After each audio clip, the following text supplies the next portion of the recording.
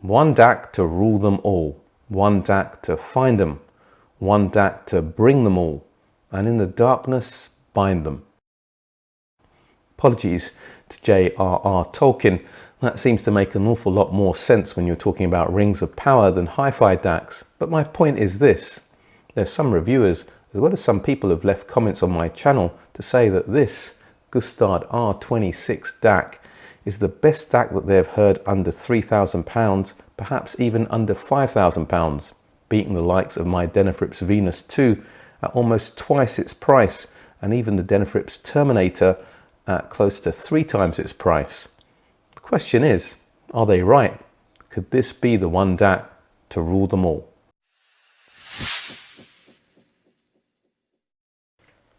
The Gustard R26 DAC currently retails for circa £1,350 or $1,650 on the Shenzhen Audio website. As far as I can tell, they're the main global distributor. Besides, that's where I got my unit from. So if purchased direct, account for some additional costs for shipping and taxes.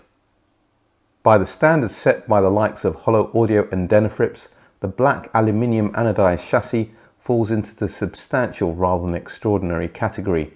However, their battleship units are more expensive, and I think you'd be hard pressed to better the R26 build for the money. It's a 3/4 rack width unit at 330mm or 13 inches and has a reassuring weight, only specified with packaging as 7 kilograms on the website. That's 13.4 pounds. I prefer the black finish to the silver, but that's a matter of personal taste. A recessed button takes the unit out of standby to reveal a clear OLED display. There's a rotary dial with a centralized button to adjust the volume in decibel steps and to toggle between the various inputs. Press and hold the button to access the menu system, which I explore in the setup section of this video. I would like a little bit more resistance to the rotation of the dial, as it easily moves position as you press the button in the center. The remote control is probably going to win a prize for being cheap and cheerful as well, but that's the extent of my gripes.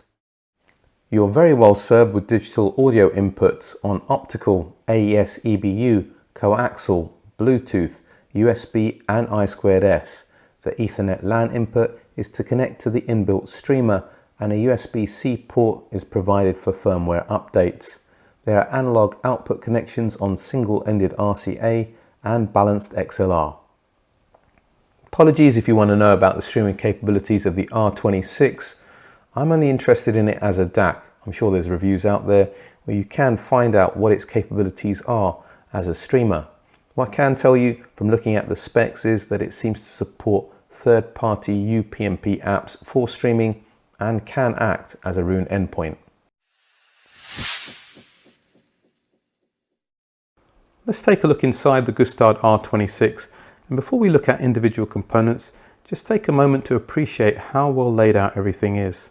There are 3 compartments. The first houses 2 transformers, one for the digital section and one for the analog section, each rated at 50 VA. And a lot of care has been taken here to ensure there's very little radiated noise.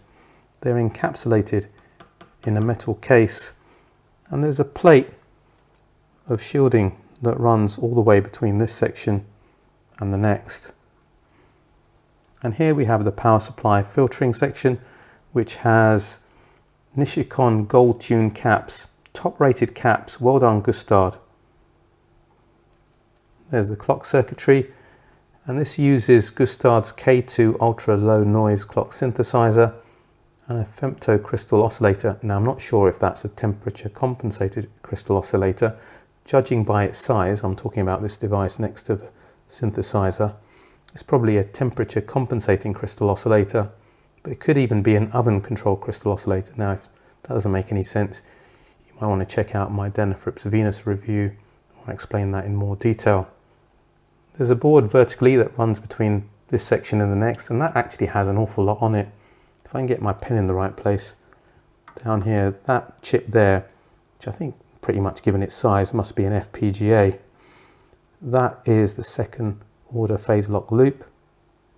The chip next to it here, that Xbox chip, There's the USB interface, and here we have the Bluetooth receiver with this cable that runs to the antenna. And also you have the streamer and renderer here, which I should imagine is the circuitry centered around this chip.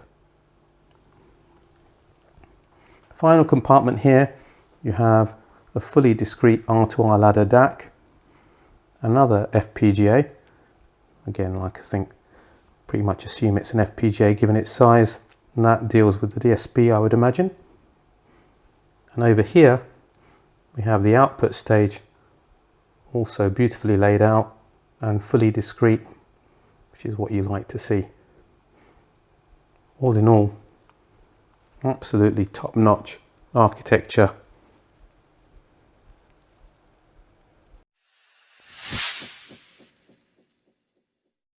So why would you buy an R2R ladder DAC? I know why I'd buy one. I'd be prepared to trade a bit of clarity, but just a little bit, for a natural tonality and an immersive soundstage.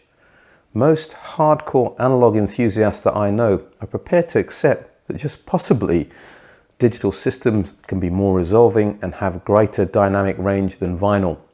Their criticisms have always been that digital systems sound artificial and have a flat soundstage. And to tell you the truth, my experience on the whole of chip-based DACs has been pretty much that as well. But R2R ladder DACs are different, and that's why I own a Denafrips Venus II. So what about the Gustard R26? Is it the best sounding DAC on the market for £3,000, possibly even £5,000? Well, I can't make any such claim unless I've auditioned everything at that price, which is never really going to happen. But what I can tell you is that the hype around this product is not all hot air. I've taken my time over this review and ran the R26 in another system for over a month. As my patrons can testify, this thing arrived in mid-December, but I didn't want burn-in to be an issue. It was pretty clear early on that this Gustard DAC was a little bit special. The level of clarity is sensational. I mean, I didn't think my Denafrips Venus II was lacking anything when it came to resolving detail. But the bass definition on the R26 is better. The transient attack, the leading edges of notes in the mid-range, that's crisper. And there's an absolutely glorious top-end expression that remains uber refined. The Gustard doesn't have everything its own way though. The Denafrips DAC has a lot more bass weight, warmth and body in the mid-range, and the soundstage is quite a bit wider and deeper. It's easier to be more agile when you're carrying less weight, and that's the crux of the trade-off here. But you can't dismiss the R26 as one of those ultra clean DACs with a flat soundstage and a thin sounding mid-range. No, there's some of the spatiality as well as the acoustic dimensionality associated with the very best R2R ladder DACs. But not to the extent of any of the Denafrips DACs, even the Ares II. The R26 is a big step up from that DAC in terms of resolving ability though. Something like the SMSL VMV D1 SE has a similar tonal balance, but will give you less detail, refinement and scale. The Holo Audio Spring 3 Level 2 that I reviewed went back long ago. My impression is that the Gustard R26 shares many sonic similarities with the Spring 3.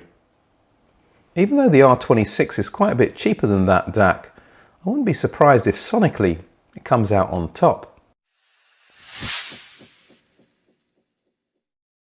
Once you've accounted for shipping and taxes, I'd expect that you're looking at around £1,600 to £1,700 delivered to your door in the UK.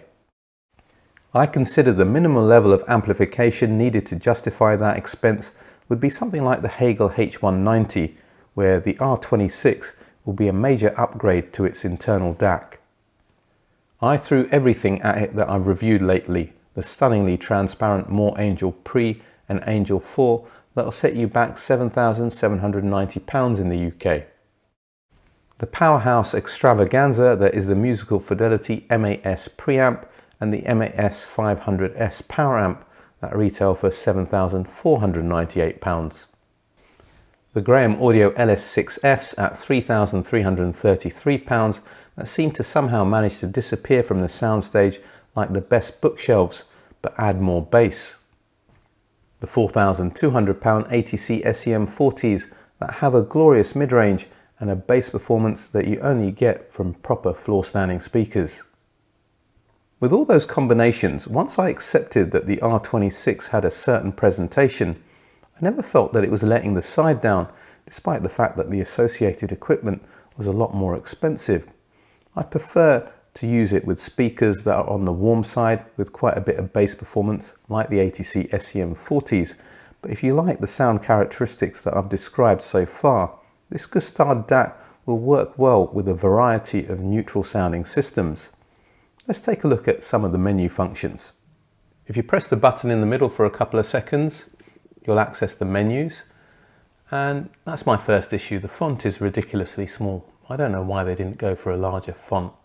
The first setting that you can adjust is selecting between 3 PCM filters. The mid filter is the one that they recommend for the most balanced sound. It's the one that I preferred most of the time as well. The fast filter, that's interesting. I actually preferred that with some electronic music where it sounded crisper and had a slightly wider sound stage, but where you want warmth, you probably stick with the mid filter. Slow filter I didn't like at all because I found it soft and lacking in resolution. You can switch the DAC from PCM oversampling mode to non-oversampling mode.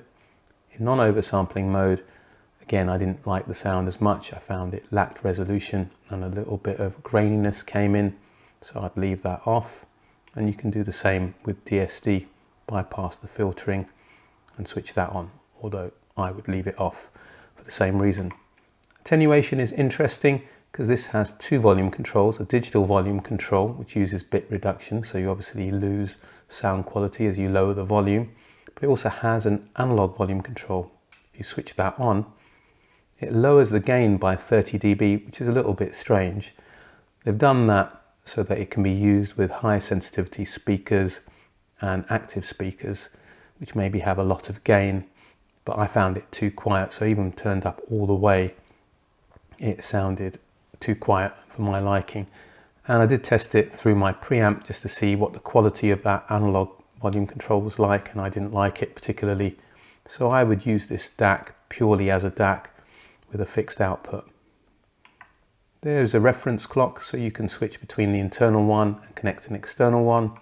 You can invert the phase, which may be preferable for certain recordings, and adjust the brightness.